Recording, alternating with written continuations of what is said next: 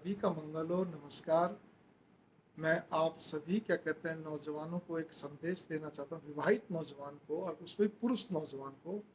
वो नौजवान पुरुष हो थोड़ा और बड़ा हो, समझ लीजिए बात सब पे लागू हो रही है, लेकिन खास तौर पर क्योंकि आप तो कम से कम ऐसा ना करें कि अपने घर के अंदर आप दो तरह के व्यक्तित्व को इस तरह से ना निभाएं, क्योंकि आपके पास परिवार है, बच्चे हैं, पत्नी, सब कुछ हरा भरा है, ज्वाइंट फैमिली, आप सिंगल फैमिली जैसे भी।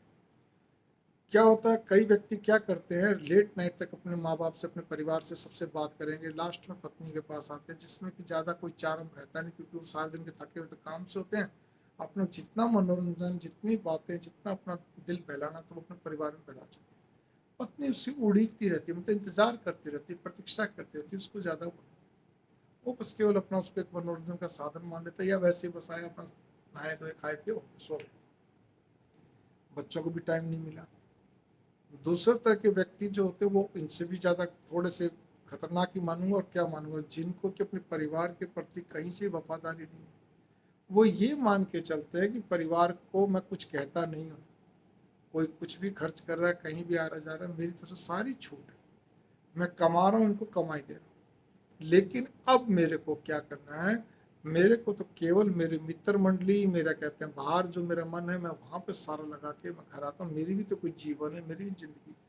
भाई बिल्कुल सही बात है, आपका भी जीवन है, आपकी भी जिंदगी, मित्र मंडली बहुत प्यारी होती है, हर एक की सारी बात मान ली, वो कैसी कैसी हो तो बात की बात है। लेकिन आप उसके बावजूद भी अगर घर में आप क्या कहते हैं लेट आते हैं, और आने के बाद भी चलो जल्दी भी, अगर आप बिल्कुल भी अपने पत्नी बच्चों को परिवार को टाइम नहीं देते हैं, तो बच्चों पे क्या असर पड़ेगा। आप सोचा, जब बच्चे छोटे छोटे पे भी तरंगे तो जाती है ना, आपकी पत्नी पे क्या असर पड़ेगा। वो आपकी इंतजार करती है, प्रतीक्षा करती है, कहीं मैं अपने दिल की बात कहूँ, और अच्छी बात है, और जो भी कुछ वगैरह वगैरह 100 तरह की बात, वो भी आपका सामिप्य चाहती है। लेकिन आप अपना सामिप्य तो दूसरे को लुटा कर, दूसरे को लुटाने का मतलब अपनी मित्र मंडली में आप चाहे वहां पे कह सकते हैं ताश खेल रहे हो, कैरम खेल रहे हो, शतरंज खेल रहे हो, चौपड़ खेल रहे हो, कुछ भी कर रहे हो, चलिए आप इंडोर गेम दूसरे टाइप के या आउटडोर गेम कुछ भी खेल काल के आप आ रहे हैं, सब कुछ करके आ रहे हैं, तो घर में क्या मिला, उस पत्नी को क्या मिला। खाली ये क्या कहते हैं, आप एक सुहाग बन के तो रह गए, तो इससे तो कोई फायदा नहीं ना।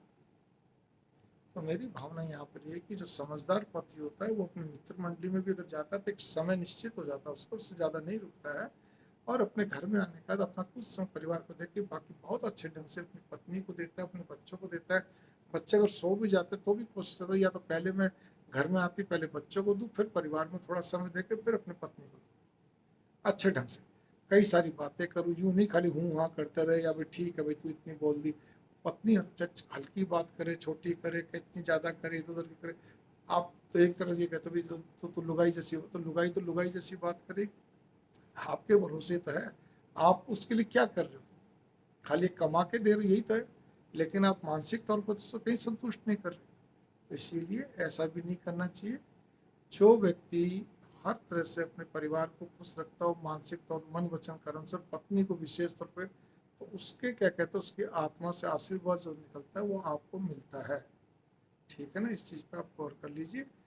बात तो वही माँ बाप की, लेकिन मैंने बताया ना, पहला एक और व्यक्ति होता है जो सारा समय माँ बाप को देता है या अपने और परिवार में सदस्यों देता है, पत्नी फिर रह जाती है। तो वो भी एक प्रकार का मानसिक टॉर्चर ही था, इसमें कोई शक वाली बात नहीं है। ठीक है ना, आप इस चीज़ को गहराई से लीजिएगा मेरे नौजवान बच्चों, ताकि आपका जीवन अच्छा रहे, बढ़िया रहे, मंगल काम